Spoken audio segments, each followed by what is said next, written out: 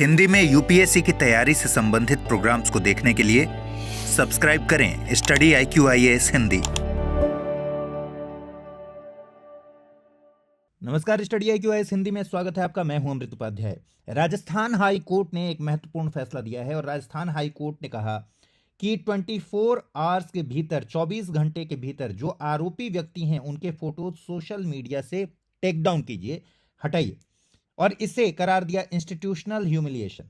ये पूरा मामला क्या है इसको समझना पड़ेगा। ये मामला फंडामेंटल राइट से जुड़ा हुआ है, क्योंकि आर्टिकल 21 में आपको पता है कि मानवोचित गरिमा के साथ जीना, जीवन मानवोचित गरिमा के साथ जीना, ये हमारा मौलिक अधिकार है, और ये पूरा मामला दरअसल उससे जुड़ा हुआ है। तो आइए देखते हैं इस पूरी खबर में क्या है। आप मुझे फॉलो कर सकते हैं, अमृत उपाध्याय 007 इंस्टा पर मेरा पता है और अमृत उपाध्याय 007 टेलीग्राम पर मेरा पता है। मामला क्या है ये देखिए। ये मामला 10 पिटिशनर के द्वारा दायर याचिकाओं से जुड़ा हुआ है, उससे उत्पन्न हुआ है, और उन्होंने पुलिस की कार्यप्रणाली पर सवाल उठाए थे। पुलिस की कार्यप्रणाली पर इसलिए सवाल उठाया कि जब आरोपी को पकड़ा जाता है, अपराध के आरोपी को, तो उसके साथ जो व्यवहार पुलिस का होता है थाने के भीतर, वो ऐसा होता है जैसे आरोप साबित हो गया हो, वो अपराधी हो।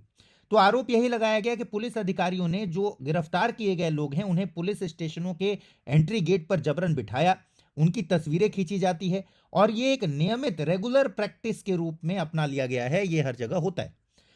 न्यायमूर्ति फरजंद अली की पीठ ने इसे न सिर्फ प्रक्रियात्मक त्रुटि बताया बल्कि संस्थागत अपमान करार दिया, इंस्टीट्यूशनल ह्यूमिलिएशन करार दिया। और आधार यही है कि ये आर्टिकल 21 में जो मानवोचित गरिमा के साथ जीवन का अधिकार है उसके खिलाफ है। और क्या बातें कही गई? कहा गया कि भाई, गिरफ्तार व्यक्तियों को पुलिस स्टेशन के गेट पर बिठाया जाता है। कुछ मामलों में आरोपियों को कपड़े उतारने के लिए मजबूर किया जाता है। केवल अंडरवेयर, अंडरगारमेंट्स में लिपटे हुए अपमानजनक स्थिति में बिठाया जाता है।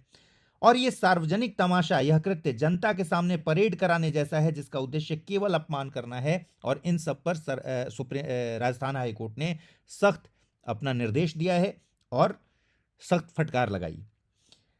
उसके बाद एक मेजर कंसर्न जो राजस्थान हाईकोर्ट ने बताया कि भाई, तस्वीरें खींचे जाने के बाद जब उन्हें वेब पोर्टल और सोशल मीडिया हैंडल्स और समाचार पत्रों में प्रसारित कर दिया जाता है, तो न्यायालय ने कहा कि एक बार ऐसी तस्वीरें जब डिजिटल और सार्वजनिक डोमेन में जारी हो गई तो ये कलंक अब स्थायी रूप से जुड़ जाता है। ये कलंक कभी धुलने वाला नहीं है। हो सकता है किसी आरोपी को, जिसको पकड़ा गया है, कल को वो कोर्ट के द्वारा आरोपी साबित ही ना हो और दोष से बरी हो जाए।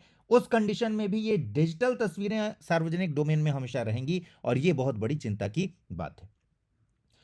ये कुल मिलाकर मामला आर्टिकल 21 से जुड़ा है। मैंने जैसा कि बताया, संविधान न केवल जीवन के अधिकार की गारंटी देता है बल्कि गरिमा, सम्मान और आत्मसम्मान के साथ जीवन जीने के अधिकार की गारंटी देता है। ये ऑलरेडी सुप्रीम कोर्ट ने मेनका गांधी वाद में ही कोट कर दिया था।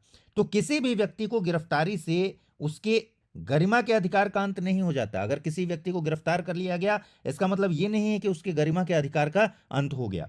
हिरासत में लिए गए व्यक्ति को, यानी कि आरोपी को भी बुनियादी मानवाधिकार प्राप्त होते हैं। ये टिप्पणियां कोर्ट ने की हैं, राजस्थान हाई कोर्ट ने।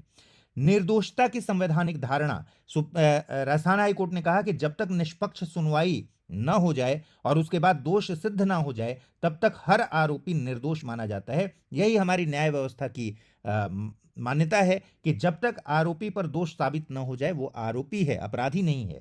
तो ये याद दिलाया राजस्थान हाई कोर्ट ने कि किसी आरोपी को फैसले के पहले सार्वजनिक रूप से अपराधी के रूप में पेश करना, ये कॉन्स्टिट्यूशनल मोरालिटी और कानून के समक्ष का शासन, रूल ऑफ लॉ, इसकी जड़ पर प्रहार करता है।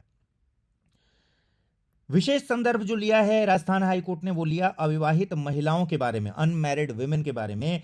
विशेष रूप से ये नोट किया कि महिलाओं के लिए इसके परिणाम विनाशकारी हो सकते हैं, जैसे विवाह की संभावनाओं का अंत हो सकता है, सामाजिक स्वीकृति का नुकसान हो सकता है, लोग उस एक्सेप्ट नहीं करेंगे। लड़कियों के मामले में तो ये और ज़्यादा सेंसिटिव मामला है, हालांकि पुरुषों के साथ भी ऐसा हो सकता है, लेकिन महिलाओं के मामले में और ज़्यादा संवेदनशील हो जाता है मामला।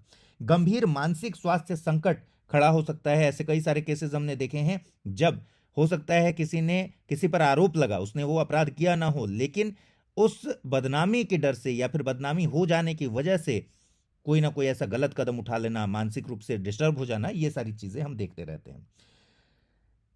राजस्थान हाई कोर्ट ने कहा कि इनमें से किसी भी कानून या नियम के तहत, यानी न तो दंड प्रक्रिया संहिता में, न भारतीय नागरिक सुरक्षा संहिता में, न भारतीय नागरिक BNSS में या पुलिस एक्ट में, कहीं भी किसी भी कानून या नियम के तहत पुलिस को इस तरह के आचरण का कोई अधिकार ही नहीं है कि वो आरोपी के साथ अपराधी की तरह व्यवहार करे।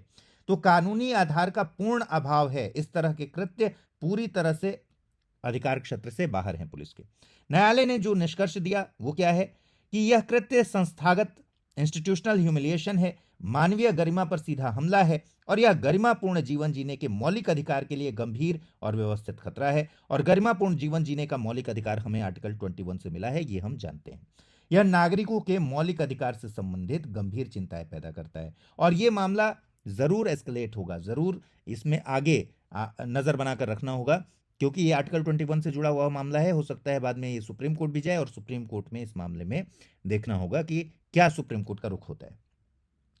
जो आदेश दिया गया उसमें राजस्थान हाईकोर्ट ने कहा है कि तत्काल तस्वीर और संबंधित सामग्री को जितने भी वेब पोर्टल हैं, सोशल मीडिया हैंडल हैं, अन्य प्लेटफॉर्म हैं, इस पर जो अपलोड किया गया है उन्हें तत्काल हटा दिया जाए और डिलीट करने का निर्देश दिया गया है। देखिए, ये मामले सभी के लिए हैं, लेकिन जो राजस्थान हाईकोर्ट ने एक मामले में संज्ञान लिया था वो समाचार पत्र में छपी खबर पर संज्ञान लिया था और वो एक वकील से जुड़ा है। एक आरोपी के वकील को पुलिस ने गेट पर बिठाया और उसके साथ ह्यूमिलिएशन किया। उसमें स्वतः संज्ञान लेकर राजस्थान हाईकोर्ट ने मामला दर्ज किया और फिर 10 ऐसी याचिकाएं पड़ी हुई थी, उन सबको इस मामले में निपटाया। तो ये सबके लिए ही है कि पुलिस को यह निर्देश दिया गया है कि अगर आरोपियों की तस्वीरें, संबंधित सामग्री web portal, social media handle वगैरह पर हैं तो उन्हें तत्काल हटाया जाए। 24 घंटे का टाइम दिया है, 24 घंटे के भीतर अनुपालन सुनिश्चित किया जाए। जवाबदेही सुनिश्चित करने के लिए भी कहा गया है और इसमें राज्य सरकार के जो अतिरिक्त महाधिवक्ता हैं दीपक चौधरी, उनको नोटिस स्वीकार करने के लिए और जवाब दाखिल करने का निर्देश राजस्थान हाईकोर्ट ने दिया है। और साथ ही जो जैसलमेर के पुलिस अधीक्षक हैं, सुपरिटेंडेंट ऑफ पुलिस हैं, उनको भी निर्देश दिया गया है कि इस मामले में एक एफिडेविट दाखिल करें, जांच करें और सारे आरोपों का स्पष्ट रूप से जवाब दें। तो ये अभी तक की स्थिति है और अपने आप में ये बहुत ही महत्वपूर्ण मामला है। आगे आर्टिकल 21 से जुड़ा हुआ है, फंडामेंटल राइट से जुड़ा हुआ है, इसलिए और भी ज़्यादा संवेदनशील मामला है। और जैसे ही इस पर आगे की कोई अपडेट होगी, तो आगे का कोई अपडेट होगा तो मैं इसमें आपको ज़रूर बताऊंगा। ख्याल रखिए अपना, ठीक से पढ़ाई कीजिए। अगले वीडियो में मिलते हैं। नमस्कार। हिंदी में यूपीएससी की तैयारी से संबंधित प्रोग्राम्स को देखने के लिए सब्सक्राइब करें स्टडी IQ IAS हिंदी।